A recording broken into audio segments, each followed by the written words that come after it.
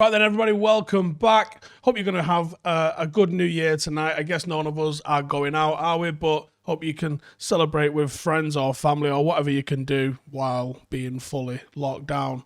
But let's definitely raise a glass to the end of a horrendous 2020. That being said, Manchester United have been pretty good in 2020, and it won't go any overboard than that. I think pretty good is how it goes down. We've managed to pretty much keep pace with Liverpool and City over 2020, and you consider the head start that they both had on us going into 2020, we've done all right. And also our poor start to 2020 and a couple of the moments in 2020 where we also completely fell off due to exhaustion.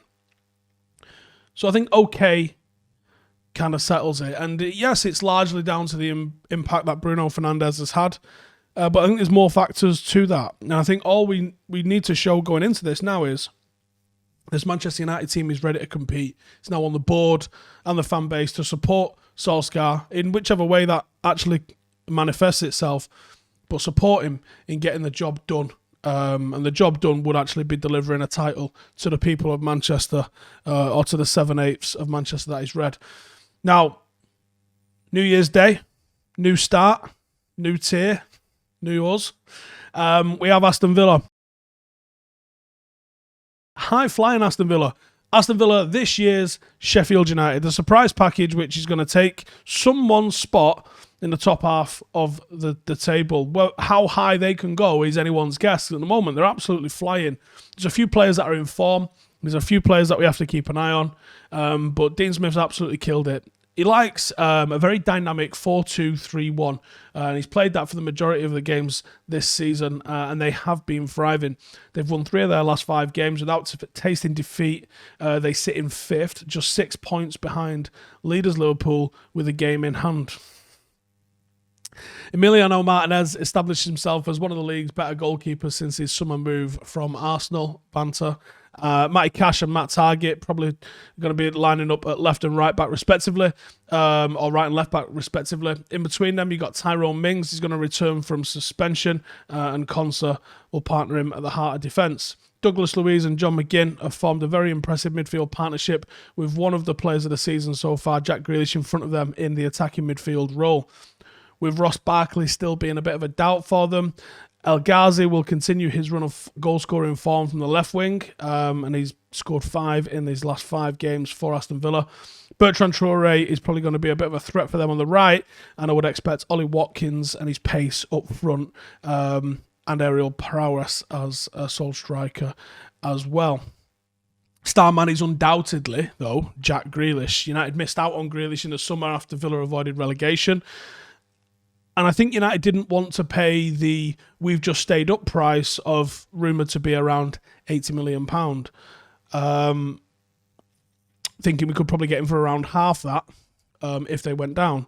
Now, I don't necessarily have a massive issue with this either way, because I think you look at what was happening around the time, and we just signed Bruno Fernandes for around 40 odd million. How are Aston Villa asking for twice that for Jack Grealish?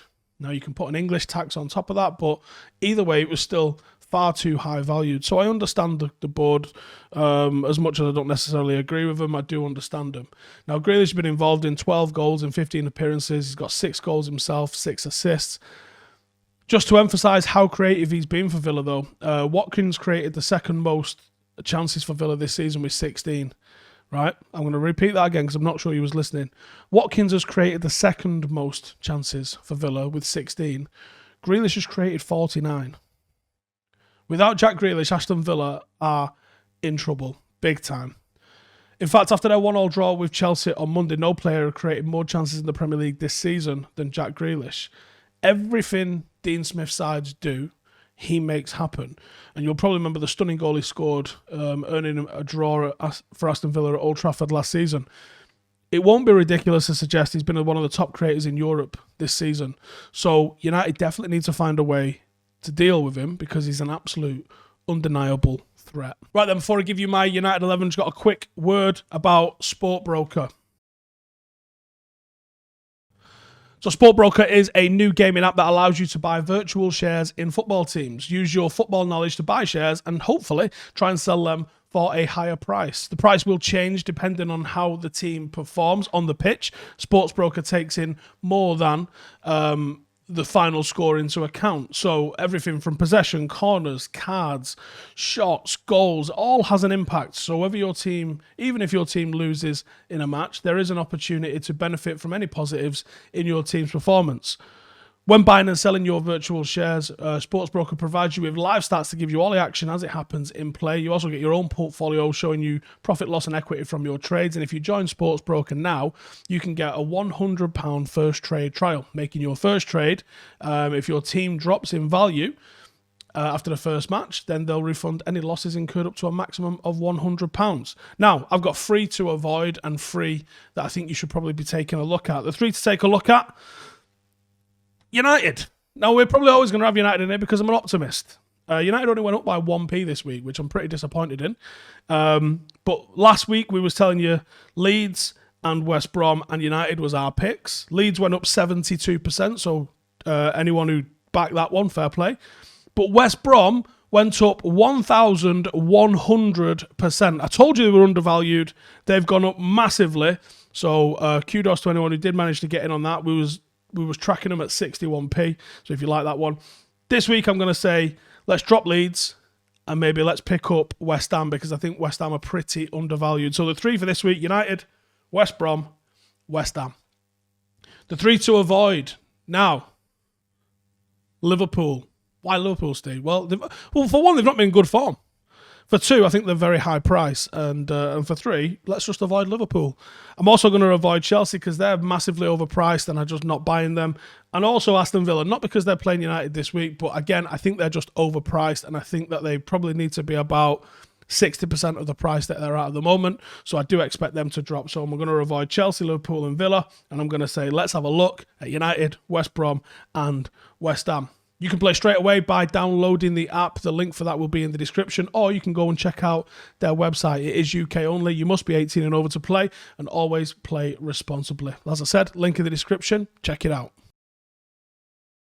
Right then, Manchester United side to face Aston Villa. Here's what I'm thinking it's time to go with. David De Gea in net, Baye and Maguire with Wan-Bissaka, and if he's fit, Telles at left back. Fred and Pogba should make up the 2 number 6s, and I'm going with Bruno in the 10. I am going with a very attacking forward lineup of Rashford, Martial, and Edison Cavani. It's time to go for the throw. I think you can get at Aston Villa, and I think you can. I want to put Fred onto Jack Grealish, but it wouldn't shock me if he went with the McFred sort of combo and really sort of stifled what Aston Villa are doing in midfield. My issue is I think sometimes you have to focus on what your team's strengths are, and our strengths are creation. So I would say Pogba and Bruno, and that attacking 3, Martial, Cavani and Rashford, and you're going to create some chances. So that's what I would like to see United try and do. That's what I'd like to see us focus on. But how are you going to get to Aston Villa? Well, coincidentally, like the last couple of weeks, set pieces. Aston Villa have shown little weakness so far in this brilliant season that they've had. But they have they've only conceded 3 away goals in the league, but they have been caught out time and time again at set pieces. They've conceded 14 goals in 14 games, and 7 of them, 50%, have come from set pieces. The fact they've set the second highest number of goals conceded from set pieces this season is Aston Villa. So a lot of their regular starters aren't the tallest. And that's why, another reason why Pogba is in the team. United definitely pose a threat in terms of tall, physical players that can trouble them from corners and in direct free kicks. And that's another reason why Telles has to be playing as well. That's what I'm thinking United can do to get at them. I want to see a nice compact midfield that can try and shackle Jack Grealish. And then when we get the ball, let's get it in behind the fullbacks that do like to push on a little bit. And let's try and get some goals early doors. I don't want it to go down the way the Wolves game did. And who knows? What do we need to do? 9-0 win? Don't think that's happening, is it? But let's see if we can get to joint top on New Year's Day. I think that'd be a fantastic way to start 2021. Cheers for tuning in. Make sure to go and check out SportsBroker. As we said, it is UK only and over 18. But if you are both of those things, then please go check it out. They are supporting the channel, so any appreciation for them is greatly received. Cheers for tuning in, and I'll see you in the next one. Laters.